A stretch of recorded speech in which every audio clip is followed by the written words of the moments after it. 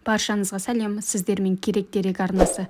Бүгін мен сіздерге видеода піскен нанды сақтаудың жолдарын айтатын боламын. Әдетте нанды тоңазытқышта сақтағанды жөн көріп жатамыз. Әсіресе жаз мезгілінде тоңазытқышсыз күніміз жоқтай сезіледі. Көп адамдар нан дымқылдық жоқтықтан құрғап кетеді деп ойлайды. Осы ойдың жетегімен тоңазытқышқа салып қою дұрыс шешім деп ойласаңыз, онда сіз қателесесіз. Кейде нан дымқыл ортада бұзылып кетіп жатады. Әсіресе 0-ден төмен температурада ол тез құрғайды. Яғни тоңазытқышқа сену арқылы осы үдерісті одан әрмен тездетіп жіберіп отырсыз. Нанды сақтаудағы басқа да қателіктер. Бірінші, полиэтилен қапшықтарда сақтауға. Екінші, жылыту жүйелеріне жақын жерде сақтауға.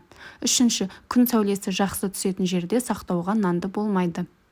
Сондай-ақ қара нан мен ақ нанды бірге сақтаушы болмаңыз. Олай болған жағдайда тез көгеріп кететін болады. Егер де нанда жағымсыз иістер пайда бола бастаса, лимон қабығына жүгініңіз.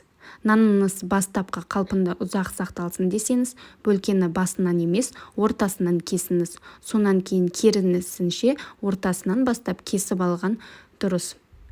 Болғаннан кейін екі бөлікті бір-біріне беттестіріңіз. Зығырдан немесе кенептен жасалған сүлгілерге орап қойсаңыз, құрғақтықтан алдын алуға мүмкіндігіңіз бар. Нанды металл ыдысқа емес, ағаш ыдысқа салып жеу нанның ұзақ уақыт сақталуын қамтамасыз ете алады. Ал енді құрғақ нанды қалпына келтіру жолдарына тоқталайық. Нанның құрғап кетуі қалыпты құбылыс. Кейде оның алдын алып үлгере алмаймыз. Егер осындай қиындыққа тап болып жатсаңыз, нанды тастауға асықпаңыз.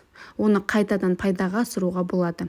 Мысалы, духовканың көмегіне жүгінейік. Ол үшін нанды жайпақ қаңылтырға салып, су бүркейсіз де алдын ала ысытылған духовкаға қалдырасыз. Нанды буға жұмсартуға да болады.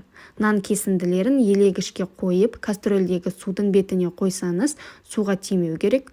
Қақпағын елегіштің бетінен жауып, қайнатып қойыңыз. Бірнеше минуттан кейін бастапқы жұмсақтығымен қауышатын болады. Менің видеом сіздерге пайдалы болса, каналға тіркеліп лайк басуды ұмытпаңыздар.